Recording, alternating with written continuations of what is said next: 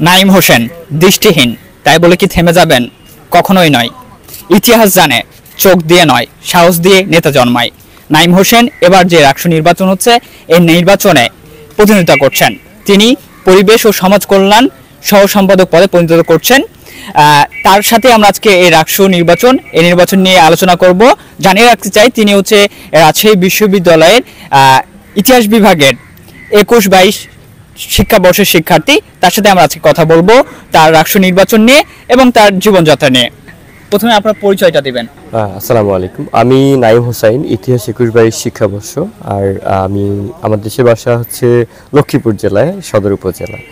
First of all আমার মনে হয়েছে যে আমার সমাজের জন্য আসলে কিছু কন্ট্রিবিউশন রাখার সুযোগ আছে। লাইক হচ্ছে আমাদের যে বিশ্ববিদ্যালয়ে ডিসেবল কমিউনিটি আছে, তাদের নিয়ে আমার কাজ করার সুযোগ আছে। এছাড়া হচ্ছে বিশ্ববিদ্যালয়ে যারা একটু পিছিয়ে আছে আর্থিকভাবে হইতে পারে, অন্য কোনোভাবে, তাদেরকে নিয়ে আমার হচ্ছে মূলত চিন্তা ভাবনা। এছাড়া আমি বিশ্ববিদ্যালয়ের ক্যাম্পাসকে আরও হচ্ছে সবুজায়ন দেখতে চাই, আরও সবুজ দেখতে চাই, আরও গ্রিন।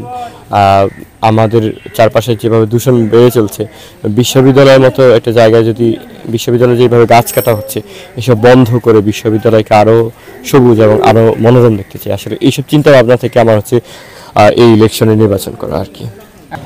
ফার্স্ট অফ অল হচ্ছে আমার নির্বাচিত হলে আমি আমাদের বিশ্ববিদ্যালয়ের ক্যান্টিন এবং ডাইনিংয়ের মান উন্নয়ন করতে চাই। এটা আমার অন্যতম একটা প্রধান লক্ষ্য বলতে পারেন।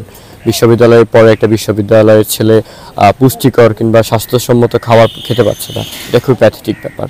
অ্যান্ড সেকেন্ডলি হচ্ছে বিশ্ববিদ্যালয়ের স্টুডেন্টদের রিডিং রুম নিয়ে অনেক দিনের কমপ্লেন, এইসব দিয়ে আমি প্রশাসনের সাথে কাজ করতে চাই। রিডিং রুমের হলের যে রিডিং রুমগুলো আছে, এগুলোর আধুনিকায়ন করে এগুলোকে একেবারে পড়ার উপযোগী করে তুলতে চাই। দেন হচ্ছে আমাদের ডিসেবলদের জন্য একটা লাইব্রেরি স্পেস আমি ক্রিয়েট করতে চাই, এটা প্রশাসনের সাথে কথা বলে অবশ্যই। আর বিশ্ববিদ্যালয়ের পরিবেশের মান উন্নয়নের কাজ করতে চাই। রাকসুকে আমি অরাজনৈতিক হিসাবে দেখতে চাই। এখানে যেহেতু আমাদের স্টুডেন্টদের প্রতিনিধিত্ব, এটা হচ্ছে রাজনৈতিকভাবে কোনো কর্তৃপক্ষ যাতে হস্তক্ষেপ না থাকে, এটা দেখতে চাই। স্টুডেন্টরা যাতে রাজনৈতিকভাবে বায়াস না হয়ে এখানে আসেন, তারা যাতে হচ্ছে সাধারণ শিক্ষার্থীদের প্রতিনিধিত্ব করেন, এটাই দেখতে চাই। সমালোচনা যেমন আমি এভাবে দিতে চাই যে আমেরিকার প্রেসিডেন্ট ছিলেন Franco D Roosevelt. He was disable person, but হচ্ছে উনি আমেরিকার মতো জায়গায় একটা প্রেসিডেন্সিয়াল দায়িত্ব পালন করে গেছেন 10 বছর।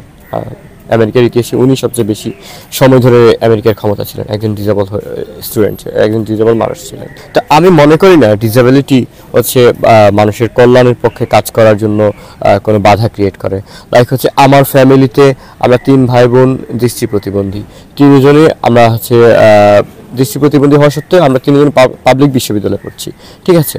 তো পাবলিক বিশ্ববিদ্যালয় পর্যন্ত যাতে আসতে পেরেছি, আমার মনে হয় না যে বিশ্ববিদ্যালয়ের স্টুডেন্টদের কাজ করতে আমাকে এটা নিয়ে কোনো প্রবলেম ফেস করতে হবে। আমি এটা মনে করি, এটা আমার পার্সোনাল থট।